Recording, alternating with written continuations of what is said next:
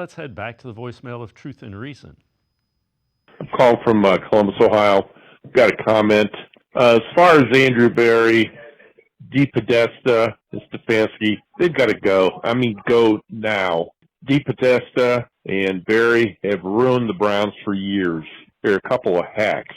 I don't know who that English guy was on your program, but he has no idea what the hell he was talking about. Get Berry and DePodesta out of there. You got Mike Vrabel sitting right there in Cleveland. Haslam has got to make him the head coach, and then go out and beg John Dorsey to come back. If not John Dorsey, get somebody who knows what in the heck they're doing. That's all I got. Thank you.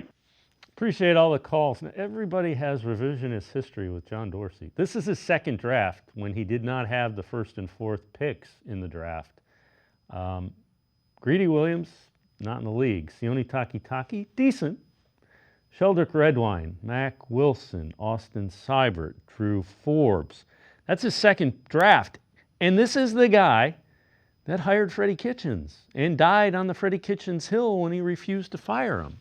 So, Tim, he was good. Nick Chubb was a great pick. I'm not saying that wasn't. I didn't, the Baker Mayfield pick, retrospect, should have been Josh Allen. He did take Nick Chubb. He took Austin Corbett in there before Nick Chubb. So he has made some really bad picks. He is a talent evaluator, not a GM. He is evaluating talent. He's like the scout, the senior scout for the Lions. He is not the GM. He is not making decisions.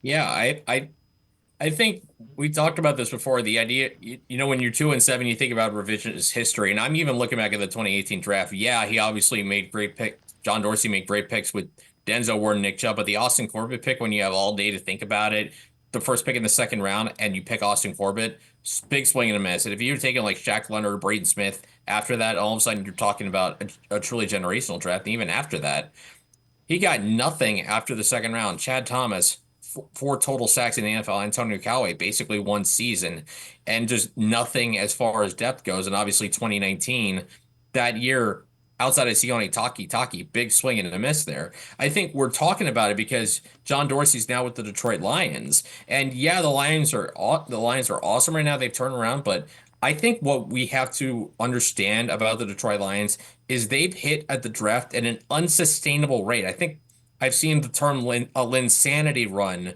of drafting used for the Detroit Lions, obviously referring to Jeremy Lin, the former point guard for the Knicks, who was awesome for a couple of weeks and parlayed that into a very long NBA career. But the way they hit in their draft picks, it's almost impossible to keep doing that at such a high level, which is why what the Lions are doing, I think it's more amazing than anything.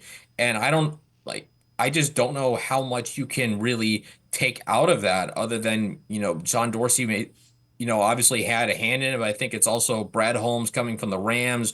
They're a very good drafting team. They found a lot of gems, in the Les Snead era. Certainly, I think that plays as much of a part as anything. Obviously, you're not going to get Brad Holmes out of Detroit. Maybe you can take pieces out of that staff, other team staff, if you decide you want to move on. But again, I feel like we're looking too much at trying to blow things up on just one bad season. Yes, it's a bad season, but it's also one season. When you look at the previous 4 seasons, this team, 4 of the best seasons this team's had since 1990, the first playoff win since 1994. Obviously, they've fallen short of expectations, but I just chalk it up to, you did not get good enough quarterback play. These coaching staff changes you made on offense didn't work. I don't see that as cause for, blowing things up, maybe a year too early when you could just take another year, see if Andrew Berry, Kevin Stefanski can dig their way out of this. And if they can't, then you move on and find a new GM and coach in 2026. Yeah. And the other thing is, Andrew Berry has not, the draft picks haven't worked out well, but he hasn't been drafting at the top of the draft. Now, if you want to look at it, he's missed on all his first-round picks because it would be Jedrick Wills, Deshaun Watson. So I get that line of thinking, but again, you can go and pick apart every GM's drafts. There are plenty of misses. Now, John Dorsey did identify good football players. That I am not saying. But as a general manager, he wasn't very good. I mean, he mismanaged the cap. They didn't have there are a number of places at all of his stops where he has not been a great GM. That's why he's a talent evaluator now and not a GM.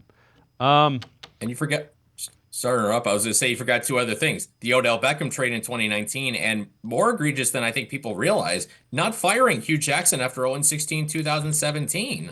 Yeah, and again, refusing to fire Freddie Kitchens when they wanted to, which is why they eventually moved on from him.